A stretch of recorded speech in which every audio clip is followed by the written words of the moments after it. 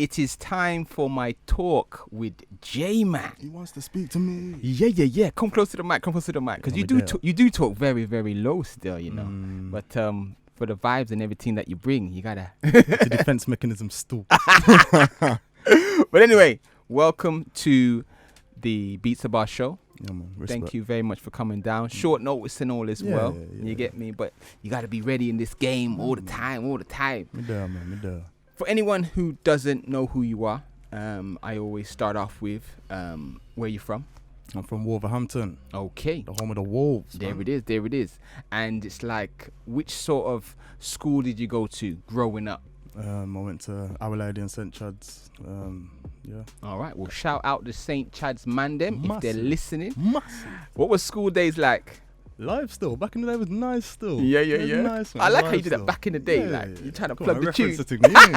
Nah, it was nice still. Good vibes, man. Yeah. It was just fun, man. Yeah. So were you sporty or was it I was mainly sporty, music from day? athletic. I was definitely into music. But, Yeah. Yeah, man. Just about everything. Okay then. So when did you sort of think, yo, I'm good at this spitting thing? What did you do? It started in school mainly. There was a few other heads in school. Shout out Skips. Yeah. Enzo, RLB. Then I used to write bars and spit bars in school. Shout out Raider. He was in my school as well. Still. Okay. Yeah, man, just started there basically. Man used to write in the dinner hall. Yeah. In the quad. Okay. Spit two bars, and I thought, I can do that. Yeah. I can do that. Okay. Yeah. So you started was it in any crews or were you just MCing by yourself? I was just MCing by myself. I was like just J-Man, just me. Okay then. And was it the youth club thing that you used to go to? Were they open back then? There were youth clubs, but when the youth club were open, I wasn't exactly spitting then. I was watching my brethren spit. Okay. I was coming up off certain man like Shatta, T-Man. Yes. Valen, Billy. Yeah. Dom, DLG from back in my days. Back on my bits, Low Hill, Bushbury side. Yeah. The man from there still, so yeah. Okay. Them man as well still. T-Man, I remember him. He was a lyricist, man. Boss man. Lyricist.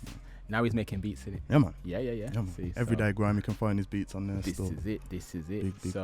All right then. So when would you say you sort of thought, I'm actually got fans now. I've actually got people who's really taking notice of me. When would you say that happened? Well, I did 2 T-Show medias, if you remember T-Show media back in the day. I do. Yeah. That was actually my first. The first one was actually my first social media, like YouTube video freestyles, so to say. But from the first shower down that I did with Webster and the Who's the Boss thing. That's when I think you probably came onto my radar. I done a shower down in his shed in his back garden. Yep. We didn't have nowhere to do it. You get me? So he said, "Yo, let's do it in the shed." So I thought, all right, let's shower down. Shout out Webster on that. We got Webster for that. Yeah. Because that kind of bust me still. Yeah. And yeah, from there, the sets at DC Studios, I was always present. Okay. If I heard say there was a set, I didn't even need to know whose it was. I was just there. There's grime going on. I'm there. Yeah. I'll just jump on the mic. These sets with the melting pots, you get me, for a lot of MCing. Yeah, and we need them back. I keep saying that, you get me, but we're working on that. We're working on that. Social Nuisance. We came to bring the vibes, man. Yeah, get me. But yeah, man. So boom, DC's, you're shelling, you're doing your thing, and then boom, OneAway. Did it stem from that, or was there a little bit more? But there's a little bit in between. Like go on, doing things on road. There was sets out at ends in Derby. We got the Derby man, them GS, Gritty Substance, man like Leroy Grudge. Okay. Wise One, Titan. Yeah. Flexabita, J Fro. Them man used to hold sets in Derby. Yeah. I'd hear about that. Did you say Jaffro? Yeah. No, J Fro. J Fro. DJ J Fro. Okay. Not Jaffro. You know Jaffro. Yeah, I'm a big fan of him still. Big still. Yeah. But go on. Well, yeah, man, just little things in between, little sets and just keeping up appearances basically. Just doing my thing, and then I was in a little crew on the ends in Bushbury and Low Hill. Yeah. With Reload, T-Man, and Messi, and we were called Heavy Duty. Okay. We were just doing our thing, spitting on the ends, doing what we were doing, and then the OneAway thing came along about 6 months after. Little opportunity, and then man joined that, drafted in, boom. Yeah. Because that's when I really started to get to know J-Man. You really started to see that, because the OneAway thing, you guys hit the ground running pretty much, you get me? And it was like, big up Apostle on that one as well. He was really pushing that. And then videos came, and then obviously you guys were at the studio a lot more, patterning it up. And the crew was hard, you get me? It was a lot of guys. So diverse. So it was, let me get this right, Brutes, Reload, CS, obviously you, Messi, Shorty. EXO and Shorty. And yeah, man, you all brought your own little thing.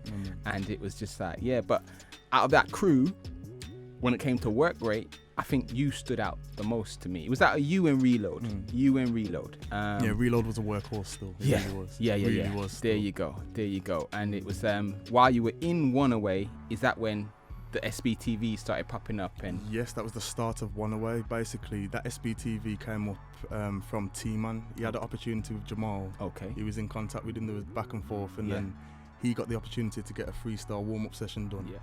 Me and T-Man have always been close from ends, and he phoned me. He's like, "Yo, I'm going to London. Gonna go down to Jamal, find him in London, do this SBTV, roll through. If you come through, probably try and squeeze you." And I thought, "Yo, I'm gonna go." Cool. So I rolled down there, and boom. And did you meet Jamal? Yeah, shook his hand, everything, spoke to him, good conversation. What was he like? Normal. Yeah. I didn't expect him to be like that. You get me? You see him on the videos and that, but I didn't expect him to be like me. He was just normal. Normal guy. Yeah, and it's like, so what was the setup like? Were you? We went to a studio. I can't remember the name of it, but it was in central London. It was in West London. Okay. We had to go to. I can't remember the name of the studio, but it was kind of like this, basically. Bare more rooms. Okay. There were grand pianos. I could see. Was it like a Red Bull studio kind of thing? I couldn't remember. I don't even want to say that. Yeah, it was a big studio still. Okay. Big setting still. Okay. Big setting. And you've just gone in there, done my thing, shelled it. I saw that video and I was like, no way, Wolverhampton, stand up. I was nervous. I can imagine. I'm standing in front of Jamal, on the camera, bro. So he's holding the camera as well. Man. Oh my gosh. Nervous, man. But I got it out, man. I done my thing, man. Yeah. So big up T-Man for that opportunity and big up Jamal every time. That was big still. Okay. So from that, what then happened? Back to Wolverhampton, doing my thing. Yeah. OneAway again. Started falling off. So that's what we need to touch on. Yeah. So I can't really give you the year that it actually started, but we started falling off. What was the biggest thing you did as OneAway though? That you remember? I think the OneAway anthem, that was massive. That tune. Yeah, that was wicked. That was, man. Yeah, I was playing that on the show a lot wicked, as well. Man. Yeah. Well, we actually had a few things done that we recorded. There was a story. Remember the story, Smart? Remember the story thing that we did? Basically, there was a little story kind of board thing that I think it was Messi, Reload, and Boots. Yeah. Actually did this one piece of the story, so that was part one. Yeah. But it never got released. Okay. There was videos that we done. Okay. Never got released. No way. The amount of content that was there, the amount of stuff, the amount of material that it's probably just there now. Yeah. Apostle's probably got it somewhere in the archive. I don't know. Actually, I think I vaguely remember it. Actually, I do remember it. Well, basically, Shocks. Yeah. DJ Shocks. He recorded that. He filmed that it. film thing. Yeah. It was absolutely sick. Because the amount of people who were storytellers in that crew. Reload was the main. He was the main one, and in that story, I do remember a lot of acting was being done and all this kind of stuff. It was a shame. So, what would you say was the reason why? Lack of communication. Yeah. Lack of actually doing work to a certain extent together. Yeah. As a collective. And just the lack of hunger, it just went. But what I will say and what I can say, definitely with a clean heart, the hunger never went from me. Okay. I was so disheartened, when I come to the realisation that OneAway was no more. Yeah. I weren't ready for that, bro. You get me? I felt like I gave that ball of energy that I was talking about earlier. Yeah. I felt like I gave that ball of energy to a lot more energies combined. And then man fizzled out and it kind of affected me a little bit, but I just weren't ready to die out. You get me? So I thought, bro, I'm gonna start up a new thing. Social Nuisance. There it is. So there was a gap though, because there was a gap between when it died now, you get me, and you coming back. Yeah. And in my head, there's a couple of years there. Still. Yeah, there is a couple of years. So was it family life or just children? Yeah. How many kids you got? I got 2 children. I got one on the way. Okay, October. Congrats. Yeah, man. 3 boys, man. So I'm gonna be. There you go. Got my soldiers. There you go. There you go. In it. Well, yeah, man. Family life. Yeah. Just personal life, basically. Just doing my thing. I was always writing. I was always doing little freestyles here and there. I've done a tune with CS. Called I Don't Smoke on JDZ Media, that is. We done that while OneAway was done. We still had bars or tunes that we'd written sometimes just to tie up sort of thing, get out there. So we did that, and then it went quiet. Literally, I didn't do nothing for about a year or 2. In that space though, I bet it was when you're an artist and you're seeing all these other people popping up and all this kind of it. Because I was thinking it must be, you get me, and you're saying I'm harder than him. I can do this, I can do that. So, but you still got up out of it and you said, you know what, I'm gonna do it. What was that time when you thought, yeah, man, it's my time to do it? I hit a little bit of a low patch. Because a lot of people, let me just say to cut you, there's a lot of people who need to hear what did get you out of that. Because a lot of people probably have done a lot, then have that gap, and it's like, what got you back in? Yeah, I hit a little bit of a low point in life. A little situation happened in my personal life. Okay. Knocked me back a little. I just didn't want to do anything. I was just neglecting everything, my talents and you know, my outlook on the future. Basically, I just thought, you know what, forget it. It is what it is. Live each day as it comes, basically. And then I thought, nah, I must have written a little something. I writ City Life Pain. I showed you a tune earlier. Yeah. I writ that and I thought, yo, that's hard. No, it's real hard. Like that came from somewhere as well. You get me? Like, and that showed me that I've got a different. Is that out on Spotify yet? Or? No, not but yet. it will be. It will be. All right, good. 150%. Good. But yeah, man, I wrote a little thing, listened back to it a few times, and I thought, raw, didn't even sound like me. You know what I mean? I don't come at things like that. So yeah, I just thought, raw, I'm gonna do this. Shouted Smile, shouted my brethren Matty Moore, Mr. Moore, and then we just came up with the idea to hit the ground running again. Okay. But with a smaller team. Yeah. With the same energy, same drive, same vision. Yeah. See what we can make of it this time around. So you're saying the importance of getting a new team and a team that's got the same energy is 100%. Key to anything really. Same energy, same drive and same vision, 100%. Honesty, trust, all of that, all in one. Good. I remember watching a video from JDZ. You're in a blue and black room. It's the latest one. Oh, my freestyle. Yeah, that's the latest one. Yeah, so what happened with me now, you're gone for a minute, then I get probably a message on my Facebook and it's saying back in the day. I don't know if Smile sent it to me, and then I heard that. I was like, oh my gosh, J-Man's back, you get me? I heard that one and I was like, yes, this is hard. And because you were talking about the era that I came from, you get me? So I was like, yes. So I was spinning that on this show, and then I saw the JDZ freestyle, and I thought, oh my gosh, he's actually coming back hard, you get me? And then I heard Paul, and then if anyone follows me on Instagram, they must have seen me listening to Paul about 5 or 6 times, you get me? Loud, and I was thinking, yo, what is he doing here? Because he's now not just coming with the normal bars. He's coming with like stories and lessons. He's teaching these youngers, and it's something that these kids need to hear like now to this day, because it's like they're going mad right now, these kids, you get me? And we all know it, we all see it, we all read about it, and it's like you're the only one in this city, really, I feel, who's coming in a way like this and telling a story that a lot of people should be able to relate. Tell me about that, how that came about. Well, being from Low Hill, Bushbury, I know a lot of car thieves. I ain't gonna hot up nobody, but I know a lot of people that, you know, stole cars in the past. I know people that have crashed, and, you know, people that have actually died in car crashes or stupidness that they've got caught up in, like what I was talking about in Paul. So I just thought, let me just write a little something. I heard the beat's sick anyway, it's legendary. Kalashnikov, Murder instrumental. I was just flowing over that, just rhyming. I thought, raw, catch a little line, catch a little story, and I thought, okay, let me carry it on. And it was literally, I got to the end of it and I thought, raw, that's a big boy story that is now. Like I said, it wasn't a personal story to myself, but all in all, it's like a personal story to many people, because a lot of people have heard that, got back to me and said, raw, I can relate to that, you know, like, oh, my cousin passed in a car accident like that, like you're describing like that. So I know a few. It worked. This is what I mean. It worked. It just worked, and I thought, right, there's another thing that I'm good at. What I just found, you know what I mean? Just by flowing, I just found it. And then is it true that you've got a second bit to it now? Yes, Mr. Moore, another person in Social Nuisance. He is going to be doing the sequel to Paul, and that's called Pete. Yeah. I'm not going to give you too much about that still, because it's a little bit still, but it's big.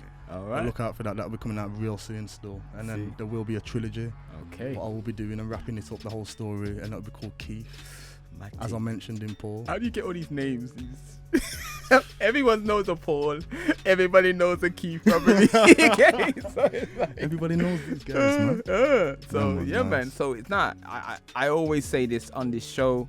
When somebody who's an artist can make a tune that can relate to as many people as possible, you've won. You get me? And you've definitely won with back in the day, because everyone can relate and say, I was there, I know that, da, da, da. And now with Paul, they know that there's a lot of things they can say, I can see that, you get me? May not even be a car crash. It could be just someone could stab somebody and then they end up getting stabbed themselves, and it's just always. So the way that the end of that story was, the moral to the story. I don't remember what you actually said was. So the moral of the story is you take somebody's life and then take yours. You have to learn to deal with consequences when you break laws. And one life you have to live it and be grateful. You get there you go. So those kind of things the kids need to be hearing, because they're not hearing it now. You get me? There's not a lot of people giving them the best advice nowadays. And some of them don't have the fathers figures in their lives and all this kind of stuff. So as many opportunities, we need to be giving them those kind of things. So but yeah, man. All right then. So boom,